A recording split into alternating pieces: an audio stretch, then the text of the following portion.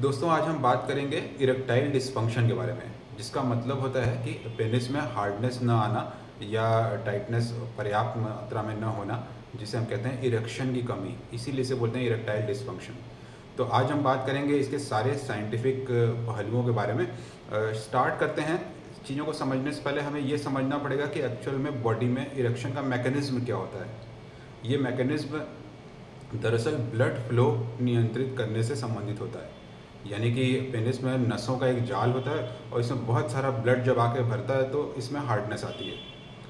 ये blood flow नियंत्रित करने के लिए जो बारीक कैपिलरीज होती हैं उनका डायलेट होना और कंस्ट्रिक्ट करना मायने रखता है। डायलेट और कंस्ट्रिक्ट होने के लिए वहाँ पर बारीक नर्व्स का एक जाल होता है और ये नर्व्स पेनिस से होकर के स्पाइनल कॉर्ड से होते हुए ब्रेन तक पहुँचती हैं। तो ब्रेन है, स्पाइनल कॉर्ड में नसों का जाल है, ये नसों का जाल पेनिस तक पहुंचता है। वहाँ बहुत सारी बारीक नसें हैं, आर्टरीज और वेन्स, जिसमें कि ब्लड फ्लो होता है और इस ब्लड फ्लो से के नियंत्रण से इरेक्शन कम ज़्यादा होता है। अब इस पूरे पाथवे में कहीं भी मुश्किल आएगी तो इरेक्शन में मुश्किल आ सकती है। तो इरेक्टाइल डिस्फंक्शन की प्रॉब्लम को हम दो पार्ट्स में डिवाइड करते हैं। एक होती है साइकोलॉजिकल और दूसरी होती है ऑर्गेनिक। साइकोलॉजिकल का मतलब कि इस पूरे पाथवे में कहीं कोई डिफेक्ट नहीं है। जो ब्रेन से लेकर के नसों का जो जाल है, वहाँ से लेकर के जो आर्टरीज और वेन्स हैं उनका डायलेट होना, श्रिंक होना, वो सारा का सारा प्रोसेस नॉर्मल है। लेकिन जो साइकोलॉजिकल प्रॉब्लम्स हैं, एंग्जाइटी है, डिप्रेशन है, या बहुत ज़्यादा स्ट्रेस है, या फिर भाग दौड़ या काम की थकान ज़्यादा है, सिर्फ इतने भर से इरेक्टाइल डिस्फंक्शन हो रहा है और इसे ठीक करना भी बहुत ईजी होता है। कुछ ऐसी दवाइयाँ होती हैं जो आर्टरीज़ को डायलेट करने में मदद करती हैं, ब्लड फ्लो नियंत्रित करती हैं और चीज़ें ठीक हो जाती हैं।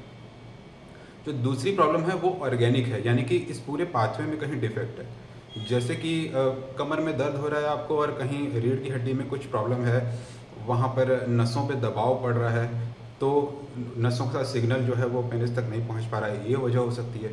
दूसरी वजह हो सकती है आपका रिसेंट में कोई ऑपरेशन हुआ है जिससे कि कोई बारीक नर्व डैमेज हो गई है, वो एक वजह हो सकती है। तीसरी वजह ये हो सकती है कि आप बहुत ज़्यादा अल्कोहल लेते हैं, या आपको डायबिटीज़ है जिसकी वजह से जो पॉलीन्यूरोपैथी बोलते हैं, जो बारीक नर्व्स का जाल होता है वो डैमेज होने लगता है, तो धीरे धीरे वीकनेस आने लगती है। तो जिन लोगों में बहुत लंबे समय से डायबिटीज़ है, लगातार शुगर बढ़ा हुआ है, उससे वो बारीक नर्व्स में जंग लग जाता है। शुगर जो है वो नर्व्स को डैमेज कर देता है, ये एक वजह हो सकती है। इसी तरीके से जो आर्टरीज और वेन्स का जो स्ट्रक्चर है पेनिस में, उसमें कुछ डिफेक्ट हो, कोई वेनस लीक बन रहा हो, कोई ट्रॉमा की वजह से इंजरी हुई हो नर्व्स में, ब्लड फ्लो में, तो वो एक वजह हो सकती है। तो ऑर्गेनिक रीजंस वो हो सकते हैं जिसमें कि नसों में प्रॉब्लम है, नर्व्स में प्रॉब्लम है, स्पाइनल कॉर्ड की कोई प्रॉब्लम है, या कोई और बीमारी है, ब्रेन से रिलेटेड कोई बीमारी है जैसे पार्किंसंस डिजीज़ वगैरह, वो हो सकता है। और साइकोलॉजिकल प्रॉब्लम वो है जिसमें कि सिर्फ एंग्जाइटी की वजह से, डिप्रेशन की वजह से, ज़्यादा चिंता करने की वजह से, ज़्यादा काम के भाग दौड़ और थकान की वजह से जो है वो प्रॉब्लम राइज होती है। दोनों ही केस में हम कुछ टेस्ट करते हैं जिससे कि हम ये पता कर सकते हैं कि आपकी प्रॉब्लम साइकोलॉजिकल है या ऑर्गेनिक है। एक वजह हार्मोन्स के लेवल का कम होना भी होता है। जो मेल सेक्स हार्मोन होता है टेस्टोस्टेरॉन, और जो दूसरे हार्मोन्स होते हैं उनके कम होने की वजह से भी इस तरह की चीज़ें हो सकती हैं। तो हम कुछ टेस्ट करते हैं ये पता करने के लिए कि आपके अंदर कोई एक्चुअल प्रॉब्लम तो नहीं हो रही है, और अगर इन टेस्ट में रिजल्ट सही हैं, यानी कि आपके कोई ऑर्गेनिक प्रॉब्लम नहीं है, तो इसका मतलब है कि आपको सिर्फ साइकोलॉजिकल रीअश्योरेंस और कुछ हल्के फुल्के ट्रीटमेंट की आवश्यकता है। आजकल बहुत सारी ऐसी दवाइयाँ आ गई हैं जो ब्लड फ्लो के बॉडी के मैकेनिज्म को मदद करती हैं, जिनको एफ्रोडिजिएक्स बोलते हैं, और ये आपके जो है वो इस इम्पोटेंसी की प्रॉब्लम को, इरेक्टाइल डिस्फंक्शन के प्रॉब्लम को ठीक कर सकते हैं। बहुत सारे लोग बहुत चिंतित रहते हैं कि आखिरकार डॉक्टर के पास जाएंगे और बोलेंगे क्या, तो इस शर्म और झिझक की वजह से भी वो इलाज नहीं करा पाते। तो इरेक्टाइल डिस्फंक्शन याद रखिए, और इसे शॉर्ट में बोलते हैं ईडी।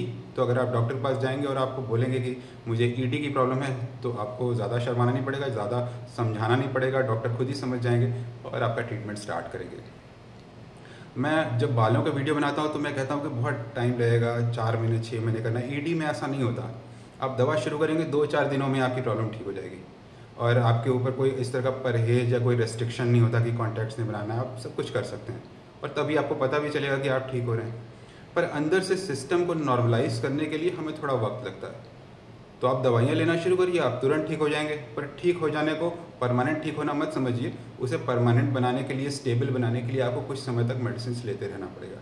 कुछ टेस्ट कराने होंगे ये पता करने के लिए कि अंदर से सिस्टम नॉर्मल हुआ कि नहीं। तो अगर आपको इस तरह की कोई प्रॉब्लम हो तो डॉक्टर तैलम क्लिनिक में विजिट कीजिए। हम लोग हर दिन बहुत सारे लोगों को ED की प्रॉब्लम के लिए दवाइयाँ देते हैं।